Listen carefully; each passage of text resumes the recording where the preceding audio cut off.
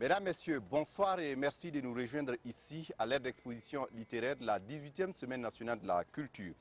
J'ai donné rendez-vous à un jeune auteur pour parler d'un phénomène aux conséquences souvent perfides, l'immigration clandestine.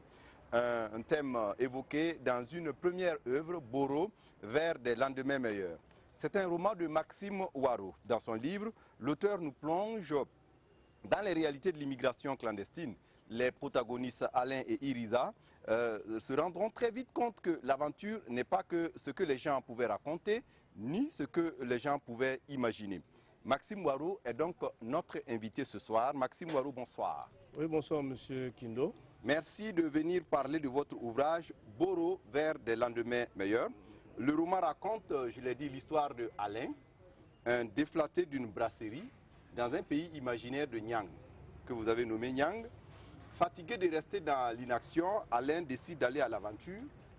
En route, il rencontre Irisa, et avec qui ils vont entreprendre ensemble le voyage. Mais que d'aventures et de mésaventures. Bien. Effectivement, Alain, il a eu des problèmes dans son service suite à une compression. Il est parti. Maintenant, les difficultés financières sont présentées. Évidemment que dans le foyer va en partir. Donc, un jour comme ça, en se promenant, il a croisé un jeune qui lui a fait miroiter les bienfaits de l'aventure. On parlait d'un pays, un pays africain, je précise, où vraiment il pouvait s'en sortir. Et compte tenu de sa situation, bon, il n'a pas trop hésité à vouloir le suivre. Voilà. Donc, maintenant, ils vont cheminer ensemble. Ils vont traverser beaucoup de situations et jusqu'à ce que personne... Bon, et Idrissa est décédé en cours de route et finalement, vu toutes les situations qu'ils ont eu à vivre, Alain a décidé de revenir chez lui. Et donc, on le voit, ils ne sont jamais arrivés à bon port. Ils ne sont pas arrivés à bon port. Comme quoi l'immigration, ça peut être une illusion. Voilà, parce que en fait, ce que j'ai voulu faire ressortir, vous dit que l'immigration n'est pas forcément la solution à nos problèmes. Donc, aujourd'hui, c'est ce qu'on constate. Pour rien, chacun veut partir. On prétexte la pauvreté. Est-ce qu'en réalité, on est pauvre? Parce que moi, pour moi, la pauvreté, c'est dans la tête. Je prends l'exemple, par exemple, d'un jeune qui est venu chez moi, un jour, bon, dans la localité où je sais, il me dit, ah, monsieur le directeur, est-ce qu'on ne va pas fuir le pays là pour savoir? Je dis, tu as quel problème? Il me dit, non, mais il n'y a pas l'argent, ça ne va pas. Il dit, ok, tu peux avoir combien d'espace, combien de terres cultivables, combien d'hectares de terres cultivables? Il me dit qu'il peut avoir 10 hectares. Il dit, tu as des bœufs de labour? Oui. Tu as des enfants pour t'aider, tu as une femme, j'ai 2 femmes. Il dit, mais tu as l'argent? Mais tu vas faire du coton, tu peux faire du sésame, tu vas faire du sorgho, tu vas faire du maïs. Mais l'argent là, on ne gagne pas ça autrement, à moins que tu veuilles des raccourcis. L'argent c'est ça. C'est ton sésame, c'est ton coton, c'est ton sorgho, c'est ton maïs. Peut-être même que tu n'auras même pas un fonctionnaire.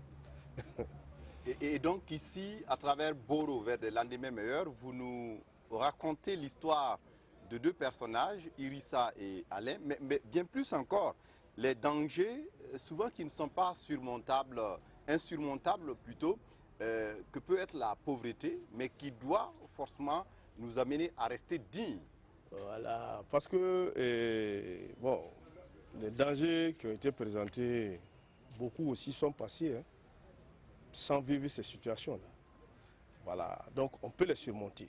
Mais quand vous remarquez, tout au long de la traversée, ce qu'ils ont vécu, et entre Africains, c'était là, moi, c'est ce qui m'a choqué, en fait. Je peux comprendre entre Le traitement réservé à des Africains par des Africains.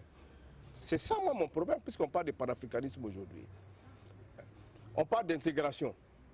Il y a même des conventions qui sont signées. Par exemple, on parle de la libre circulation des personnes et des biens. Je ne peux pas comprendre que quelqu'un qui a un document légal, un carnet de voyage, et qu'on le fasse payer. Vous comprenez un peu que... Et j'ai pris même l'exemple d'un pays, une année, il y a eu des expulsions massives en France. Et après cet élément à la télé, paf, on a montré des expulsions de l'Angola. Vous voyez? Mais là maintenant, bon, qu'est-ce qu'on peut dire par exemple aux Occidentaux? Je ne pense pas qu'on puisse te dire quelque chose. Et on va reprendre ce qu'Abdoulaye Wade a dit. Hein. Balayez d'abord vos maisons. C'est ce qui est important. Comme quoi la question de l'immigration clandestine, pour ne pas dire de l'immigration tout court, relève d'une question de gestion de nos États, de gouvernance. Bien, mais ici, il y a cet aspect, mais tout le monde est interpellé. Que ce soit les candidats, je viens de parler de la question de cette soi-disant pauvreté. Quand on est dans un pays où les jeunes n'ont pas d'avenir, qu'est-ce qui leur reste? C'est aller se chercher ailleurs. Et est-ce que là-bas aussi, est-ce qu'ils sont bien accueillis? On a vu les incendies de 2005, je l'ai relevé ici. Des gens qui ont fait 20 ans, qui habitent dans des bâtiments vétustes. En France, hein, sans électricité, sans eau courante. Je ne pense pas que l'avenir soit là-bas. Donc, et c'est là, et je les interpelle par rapport à cela. Votre avenir se trouve chez vous. Maintenant, la question des décideurs, il faut réellement des vrais projets de société.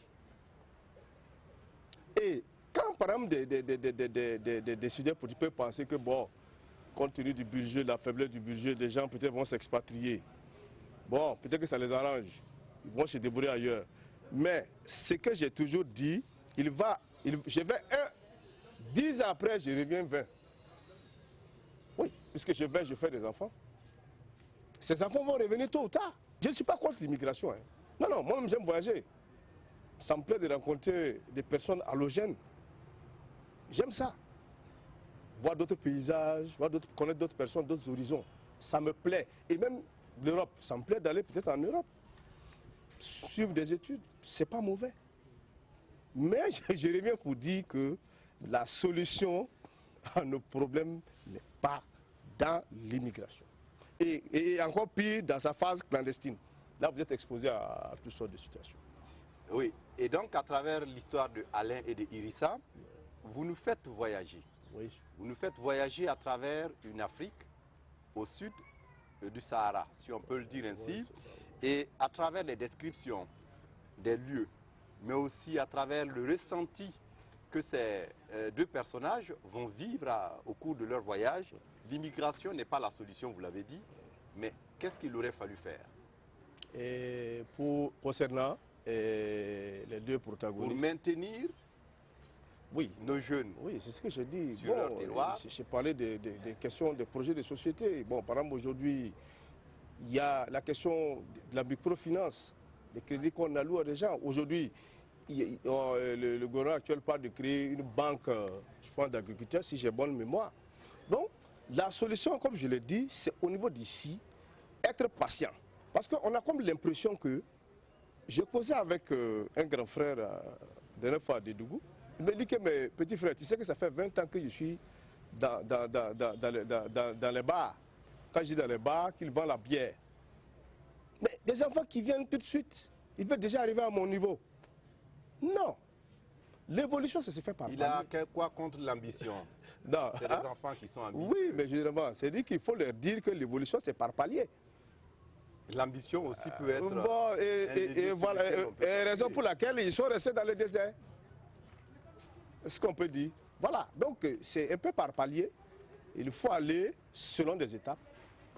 Voilà, on ne peut pas subir, parce que c'est des expériences. Quelqu'un qui monte rapidement, s'il n'a pas une expérience, il redescend. À côté du thème de l'immigration clandestine, avec ses conséquences perfides, vous évoquez également la pauvreté, vous évoquez la corruption, surtout à travers le voyage, où on a des douaniers, où on a des policiers qui ne sont pas souvent corrects, malgré que vous ayez des papiers en normes et en règle. Effectivement, bon, mon intention, ce n'était pas de salir qui que ce soit. Hein. Vous savez que quand vous partez en aventure dans une situation d'inégalité, comme je l'ai dit, vous êtes exposé. Donc, c'est une situation normale. Quand on voit par exemple des douaniers ou des policiers ou des gendarmes qui spolient les voyageurs. Donc, comme je l'ai dit, mon intention, ce n'était pas de salir qui que ce soit. Maintenant, revenons à cette question de pauvreté. Bon, je l'avais dit tantôt. Pour moi, la pauvreté est dans la tête. Et généralement, on aime imiter les autres. Que vous parlez de la pauvreté, de se contenter de ce qu'on est et de ce qu'on a. Vous tuez l'ambition, vous tuez l'évolution, c'est ce que je dis. Vous tuez tout ce qui peut être espoir de changer son vécu quotidien. Non, je ne dis pas qu'il ne faille pas aller à l'aventure. Je ne suis pas... Moi-même, j'aime voyager. J'aime voyager, bon, j'aime pas... D'aucuns diront que peut-être qu'il n'a pas les moyens. Moi, je n'aime pas voyager forcément en classe affaires ou loger dans un hôtel 5 étoiles.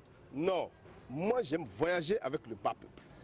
Ça me permet... Qu'est-ce que ça veut dire, quand je dis le bas peuple, bon, des gens qui n'ont peut-être pas une certaine situation sociale. Voilà, une certaine position sociale. Donc, je ne dis pas qu'il ne faille pas aller à l'aventure. On peut aller à l'aventure pour voyager. On peut aller à l'aventure.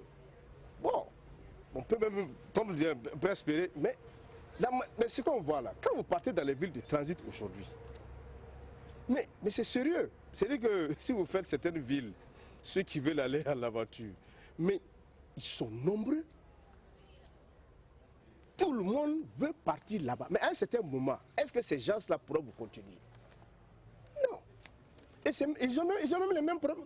On prend le cas de l'Europe aujourd'hui. Il y a des Blancs qui sont plus malheureux que nous ici. Chez nous, il n'y a pas de clochard. Quand tu vois un clochard, c'est un fou. Il n'y a pas de gens qui mangent à la poubelle. Voilà, c'est là. Pour moi, c'est pour dire qu'en fait, bon, le rêve est permis, mais bon, je pense que la solution n'est pas là-bas. Et c'est ce que j'ai voulu un peu montrer à travers l'œuvre. Et l'histoire se passe en Afrique, Oui. Bien que ce soit un pays imaginaire. Oui. Et pour vous, l'immigration au sud du Sahara peut avoir les mêmes revers que l'immigration au-delà des océans, au-delà de l'océan Atlantique, mais aussi l'immigration vers des destinations comme l'Europe ou l'Amérique. Bon, vous voyez, concernant les revers, si je dois reprendre les propos d'Abdoulaye Wade, il a dit, je ne vais pas citer le pays, nous sommes à la télé, il a dit qu'un Burkinabé subit certaines situations qu'un Africain n'allait pas subir en France. Moi, c'est ce que je dis, c'est ce qui me choque. On a souvent des exactions pires qu'en Europe. Mais en Europe, les gens s'expriment librement. Mais on n'a pas cité certains pays africains. Et des pays où tu arrives, mais c'est vrai que la couleur de ta peau est un problème. Voilà. Quelle que soit la même région que vous pratiquez, la couleur de la peau est un problème. Mais on a vu une fois des gens qui sont retrouvés dans un, on appelle ça un no man's land, avant de se retrouver de l'autre côté, à l'Hexagone comme on le dit. Mais comme ils étaient dans cette situation d'inégalité, ils ont été bastonnés avec des barres de fer. Ils étaient obligés de se réfugier dans une forêt. Les gars mangeaient à la poubelle. Voilà. Moi, ce qui me choque, c'est entre Africains là. Si on parle d'intégration, si on parle de panafricanisme, d'union africaine, je pense qu'on doit chercher. Mais rien que l'an passé, après au Mali à côté ici, qu'est-ce qui s'est passé? Combien de cars se sont garés? Et pourtant, il y a des conventions, il y a une convention au niveau de l'UEMOA qui parle de la libre circulation des personnes et des biens. Et de la CEDEAO également. Voilà. Donc, pour moi, non. Les traitements là, il faut que ça cesse. Si nous voulons plus tard en faire un même pays, parce que dès maintenant, ça peut commencer. Il ne faut pas qu'on signe les conventions pour les signer, pas que ce soit une farce. Ça nous emmènera nulle part. Et dans le roman également, vous avez deux personnages principaux, Oui. Alain et Irissa. Alain le chrétien, Irissa le musulman, comme pour dire que face à l'adversité, nos destins demeurent les mêmes. Oui, mais c'est clair. Pendant que vous êtes dans une situation où chacun doit mourir, qui a le temps de passer à la religion de l'autre, on va se prêter main forte pour s'en sortir. Et encore, là d'abord, mais je veux dire qu'en fait, chrétiens, face à la montée de l'intégrisme, chrétiens et musulmans peuvent cheminer ensemble. Ils ont cheminé ensemble, non? Le décès de l'autre a affecté l'autre. Voilà. Et même qu'ils ont été victimes d'attaques dans le désert. Voilà, dans le désert. Voilà, effectivement, l'attaque dans le désert, oui. Voilà. Et on le voit, ces gens qui les ont attaqués au nom de la religion, mais en réalité se sont retrouvés aux antipodes de ce que la religion peut prôner comme humanisme. Effectivement, bon, souvent on ne comprend pas tellement ce radicalisme. Bon, peut-être que parce que je ne suis pas musulman, je ne peux pas comprendre certaines choses, mais je me dis que Dieu quand même il est unique et Dieu accepte tout le monde et Dieu laisse la liberté à tout le monde. C'est-à-dire que le chemin qui rentre au paradis est étroit, le chemin qui va à la perdition. Donc je pense qu'on laisse chacun pratiquer sa religion comme il veut. Puisque si nous devons, bon, les textes religieux, tout le monde n'ira pas au paradis. Maintenant, si on veut forcer tout le monde à aller au paradis, mais je pense qu'il y a quand même, ils sont en porte-à-faux un peu avec Dieu. Irissa va finalement perdre la vie au cours du voyage, comme pour dire que l'exil, l'immigration, ça peut conduire aussi à la mort. Voilà, bon, c'est ce que nous avons tous constaté. Et il y a eu aussi un certain nombre de cas, quand vous suivez la télé, beaucoup de gens aussi ont laissé la vie, que ce soit dans le désert, que ce soit dans la mer. Beaucoup sont morts. Et pourtant, bon, je ne pense pas qu'au Burkina ici, par exemple au Burkina ici, on soit si pauvre que ça. Il y a quand même un peu de solidarité. Donc à travers la scène qui relate la mort de Irissa, vous nous renvoyez à ces milliers de morts qu'on voit dans l'océan Atlantique ou Méditerranée et même le voyage vers l'Europe ou l'Amérique. Comme pour dire également que, attention, ce rêve peut être un rêve brisé. Évidemment, comme je l'ai relaté dans l'œuvre, comme je l'ai dit, bon, j'ai donné un exemple, mais il y a eu beaucoup de cas où des gens sont restés dans le désert. Soit même, bon, question de manque de carburant, de panne. Je crois qu'en allant en Algérie, il y a beaucoup de Nigériens qui sont morts il n'y a pas trop longtemps, je n'ai pas la date exacte. Dans l'eau, les gens meurent, mais tout ça pourquoi? On veut aller de l'autre côté. Bon, de l'autre côté, ce n'est pas évident, hein, parce qu'on a vu des scènes aussi tristes. Je viens de dire des gens qui mangent à la poubelle, des clochards, des gens qui dorment dehors. Bon, vous voyez, quand vous prenez par exemple en France, on a vu une émission sur les Roms, non? Les Roms. Les Roms, voilà, les Roms, mais qu'est-ce que c'est? Les peuples d'immigration. Oui, mais c'était sérieux. C'était la boue, c'était sale. Même moi, au Burkina, je ne vis pas dans ces conditions. C'est ça, moi, mon problème. Et je vais ajouter un aspect. Bon, on va en France, bon, pour ressembler à l'autre, on ne dit pas la vraie vérité aux gens. On revient, bon, on a quelques billets d'euros, et puis bon, voilà. On miroite l'Eldorado. Voilà, est-ce que vous voyez? Souvent, l'Eldorado peut être l'enfer. J'ai des amis, j'ai des frères qui voyagent beaucoup. Et quand ils vont là, pour pouvoir même envoyer quelque chose à ta famille, Dieu seul sait les sacrifices que tu fais.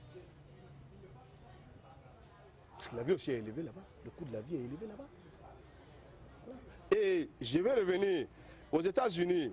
Je ne sais pas si c'est en quelle année, mais il y a un couple qui venait d'avoir accès à un médecin dentiste, un docteur dentiste.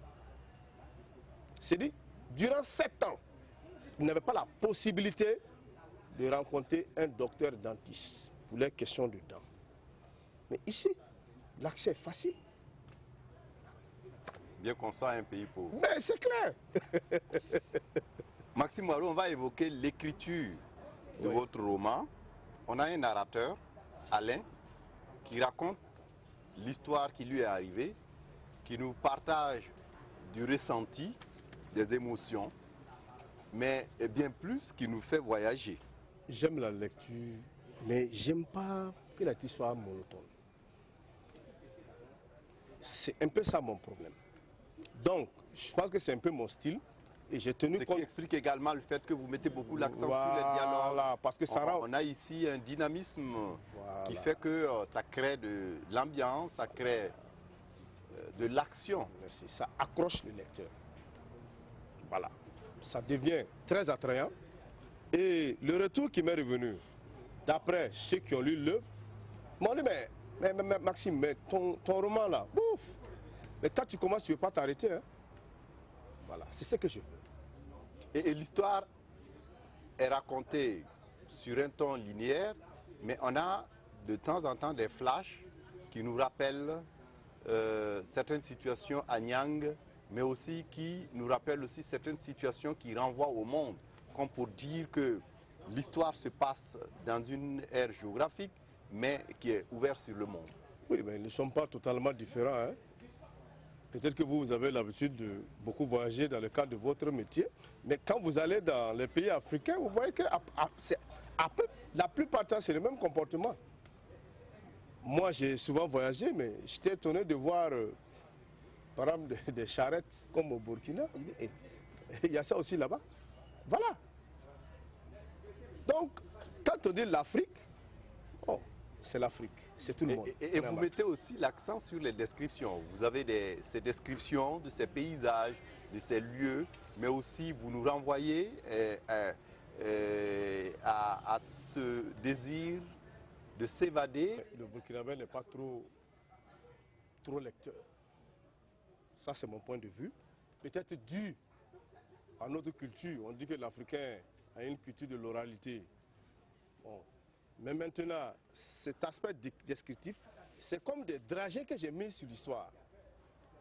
Voilà. Il faut que bon, aujourd'hui, il y a tellement même de livres. Il faut mettre des dragées sur l'histoire pour que ça puisse captiver l'auteur, ça puisse être attrayant. Et ça, c'est... Mais quand on remarque en réalité, c'est aussi une situation normale aussi de voyage. Quand on voyage, on rentre en contact avec des personnages, on rentre en contact avec un paysage. Donc, on voyage.